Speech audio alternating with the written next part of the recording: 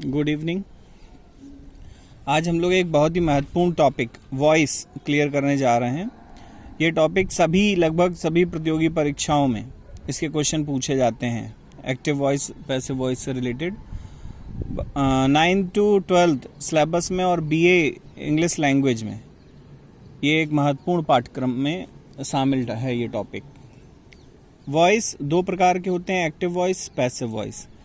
Active प्रत्यक्ष रूप से किसी बात को कहना और पैसिव इनडायरेक्ट मतलब अप्रत्यक्ष रूप से किसी बात को कहना। जैसे एक्टिव में कहा गया है कि राम क्रिकेट खेलता है, तो जब इस बात को अप्रत्यक्ष रूप से कहा जाएगा तो क्रिकेट राम के द्वारा खेला जाता है। काम दोनों सेम ही हो रहे होते हैं। तो इसको देखते हैं।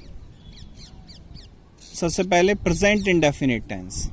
प्रेजेंट इंडेफिनिट टेंस का अगर पैसिव बनाना है तो उसमें हेल्पिंग वर्ब यूज होगी is am are plus verb की third form. Present continuous is am are plus being plus verb की third form. Present perfect has have plus been plus verb की third form. Present perfect continuous no change, इसमें कोई भी change नहीं होता है। Past indefinite was verb की third form. Past continuous was verb being verb की थर्ड फॉर्म।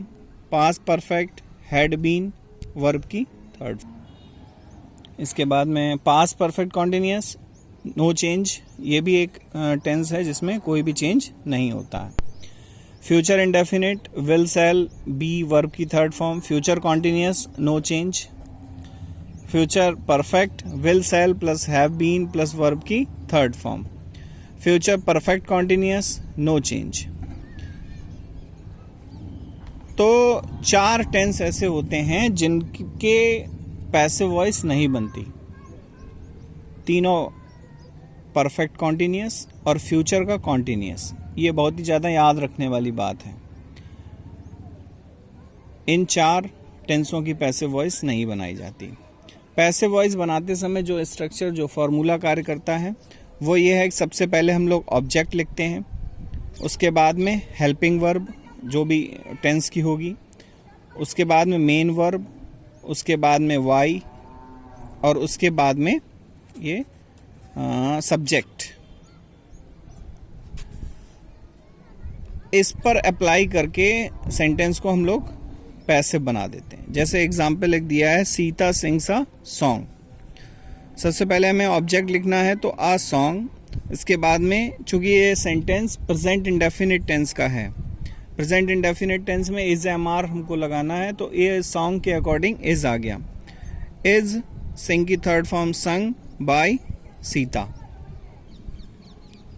नेक्स्ट एग्जाम्पल है मुकेश वॉज प्लेइंग फुटबॉल। तो फुटबॉल वॉज बीइंग, ये कौन सा टेंस था? Past continuous. पास्ट कॉन्टिन्यूअस में हेल्पिंग वर्ब जो यूज करते हैं हम लोग was verb plus being plus verb की थर्ड फॉर्म। तो football was being played by Mukesh. Next I will kill you.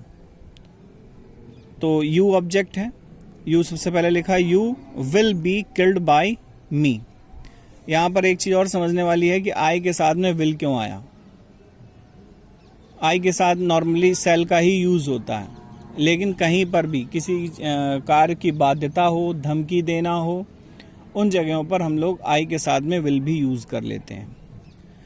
इसके अलावा चेंज कुछ होते हैं, आई को मी में और मी को आई में। ऐसे वी अस वी, यू का यू ही रहता है, सी को हर में, हर को सी में, ही को हिम में, हिम को ही में, दे को देम में, देम को दे में।